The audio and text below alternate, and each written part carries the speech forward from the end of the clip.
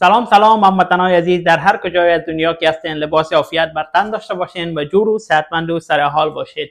میخوایم امروز برای شما بعضی دوستایی که در داخل صرافی بایننس فعالیت دارن و نمیفهمند که از لیمیت چگونه استفاده کنن، از OCO چگونه استفاده کنن، امروز ما میخوایم طریقه استفادهش برای شما یاد بدم. یعنی خودت در داخل صرافی نمیباشی ولی در صرافی چی میکنی؟ سفارش میدی که فلانی ارز به این قیمت به من خریداری کو، و یا فلانی ارزی که ما دارم وقتی به این قیمت رسید تو استراحت میباشی، نصف شب میباشه و یا سر کار میباشی، قیمت خود میبینه. یعنی در اثبات اگر فعالیت داشته باشی که فیوچرز بحثش جداست، قیمت خود میبینه و تو میخوای او قیمت به فروش برسانی، اما تو نیستی، در صرافی آنلاین نیستی، اما میتونی سفارش بدی. زمانی که به او قیمت رسید تو سفارش دادی و صرافی خودش کار برای تو انجام میده، به فروش میرسانه و سفارش اگر بدی برای خریداری هم میکنه و بسیاری راحت است. بعضی دوستا که در داخل بایننس نوستن از این طریقه نمیفهمن و استفاده نکردن و بلد نیستن.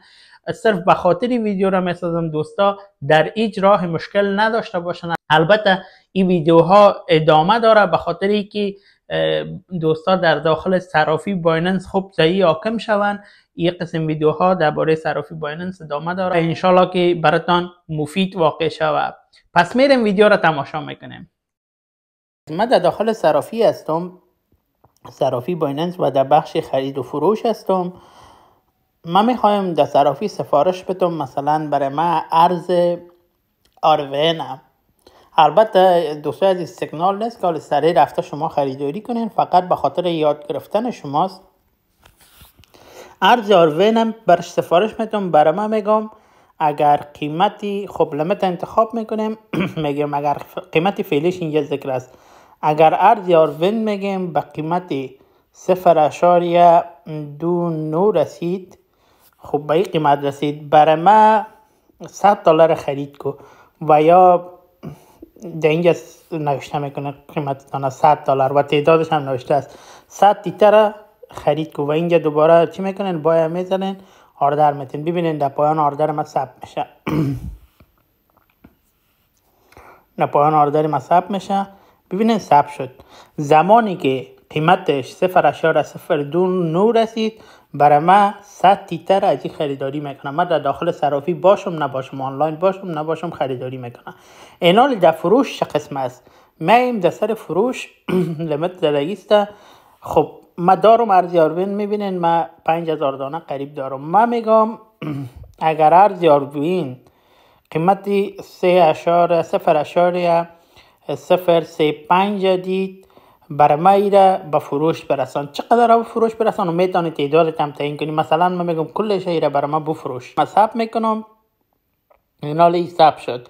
اگر به او قیمت رسید میفروشه و به قیمت پایان رسید میخره. با میتونم اینجا کنسل کنم که تمامش کنسل شود.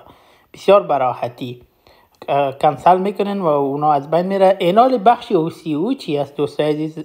وقتی که اینجا رو بزنین OCO رو انتخاب کنین، این کمی جنجال داره.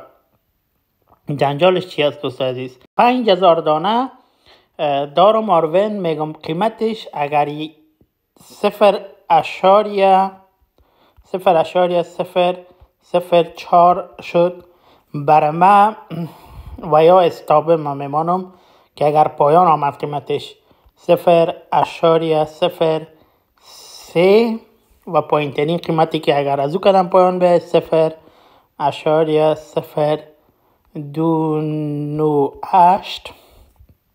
یعنی دینی قیمت ها که اگر برسه میفروشه، ولی دینی قیمت هم که رسید میفروشه. یعنی من میخوایم اگر در قیمت 4 رسید، 0.04 رسید، یعنی 4 سنت رسید، ایره برای ما بفروش.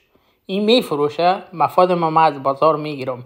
ولی اگر قیمت پایان آمد و من نمیخوایم ضرر بیشتر کنم، میگم دینی قیمت هم میره بفروش. اگر پایان آمد میشه این دیگه هم پایان بره بفروشش، باز من میتونم به قیمت های پایان خریداری کنم. باز اینجا میتونی سفارش بدی. من برای شما فقط میگم اگر من بخوایم تمامش هم سفارش داده میتونم، تمامش سفارش میتونم و یا میگم بیا 50% در قیمت سفارش میتونم، نصف پول دیگه ما به قیمت دیگه سفارش میتونم که بفروشه و یا بخره. وقتی که سفارش بدین اینجا سل بگین سفارشتان در پایان ثبت میشه. میه آردر ثبت میشه در پایان. ببینین زمانی که قیمت بالا را دید میفروشه، زمانی که پایان آمد بازم میفروشه، چون ضرر بیشتر باید نکنین.